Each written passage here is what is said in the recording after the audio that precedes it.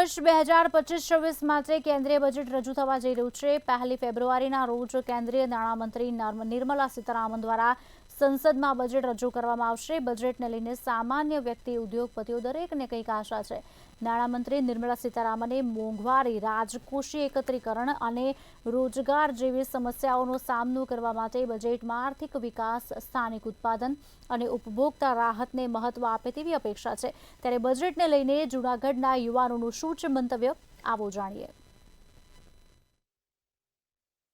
આગામી 2025 નું બજેટ 1 ફેબ્રુઆરીના રોજ રજૂ થશે અને જેને લઈને જૂનાગઢના યુવાનોની શું અપેક્ષા છે આ બજેટને લઈને આપણે યુવાનો સાથે જ સીધી વાત કરશું। શું કહેશો, આગામી 1 ફેબ્રુઆરીએ બજેટ રજૂ થવાનું છે, શું અપેક્ષા યુવાનો માટે? અમારી પ્રથમ અપેક્ષા તો એ છે કે જે બુક્સ પરથી ને એના ઉપર જાજો ટેક્સ છે તે ટેક્સ હટાવો અને શિક્ષણને પ્રાથમિકની રીતે બરોબર છે, પરંતુ જે પ્રાઇવેટ કોલેજો વધારે પડતું જે ફી વસૂલ કરે છે તેમાં થોડીક છૂટ આપે અને સરકાર એના ઉપર થોડીક સ્કોલરશિપની એવી પણ સહાય કરે।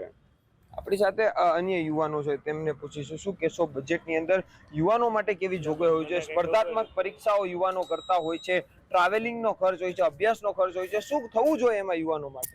યુવાનો માટે એટલું થવું જોઈએ કે જો સરકારને થોડીક સહાય કરે અને એને પૂરતા નાણાં અને બધી જો સગવડો પૂરતી પાડે તો એના માટે સારું પડે અને એ આગળ વધી જાય। યુવાનો બેરોજગારનો આંકડો વધી રહ્યો છે, તેના માટે પણ શું થવું જોઈએ? યુવાનોનો આંકડો તો વધી રહ્યો છે અત્યારના યુગમાં, પણ એને જો પૂરતા પોષણો મળી રહે તો આગળ વધી શકે ને વધુ યુવાન સક્ષમ બની શકે। આપણી સાથે અન્ય એક યુવાન છે, આપણે તેમની સાથે વાત કરશું। શું કહેશો, બજેટ રજૂ થવાનું છે, શું અપેક્ષા સરકાર પાસે? અપેક્ષા તો સરકાર પાસે એ જ છે કે ટેક્સને થોડુંક ઘટાડે, એમાં ટિકિટ ભાડાની આ બધું છે એ થોડુંક ઘટાડી નાખે તો સારું પડે એમ છોકરાઓને અત્યારે પરીક્ષા માટે। આપ શું હમણાં કરો છો, અભ્યાસ કરો છો, શું કરો? હું પોલીસની તૈયારી કરું। આપ એક સ્પર્ધાત્મક પરીક્ષાની તૈયારીઓ કરો છો, ખરેખર તેમાં પણ કેવા નિયમો હોવા જોઈએ ને તે બજેટની અંદર શું જોગવાઈ હોવી જોઈએ સ્પર્ધાત્મક પરીક્ષા કરતા યુવાનો માટે?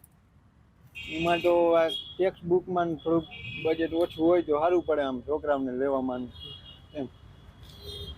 બીજું તો એટલું થોડુંક નાણું ઓછું હોય તો તો આ યુવાનોની અપેક્ષા છે કે જે એજ્યુકેશનની અંદર જે કોલેજોની અંદર ફી વધારો હોય છે ખાનગી કોલેજોમાં, તેને લઈને પણ ક્યાંક જોગવાઈઓ હોવી જોઈએ અને તેની અંદર યુવાનોને સરળતા પડે તે રીતના ફી રાખવી જોઈએ। તો બીજી તરફ ટ્રાવેલિંગ ખર્ચ અને જે સ્પર્ધાત્મક પરીક્ષા કરતા યુવાનો માટે પણ ક્યાંક અલગથી વ્યવસ્થા છે તે કરવી જોઈએ અને નાણાં રીતે વધુ નાણાં છે તે યુવાનો માટે ફાળવવામાં આવે તેવી માંગ હાલ જૂનાગઢના યુવાનો કરી રહ્યા છે।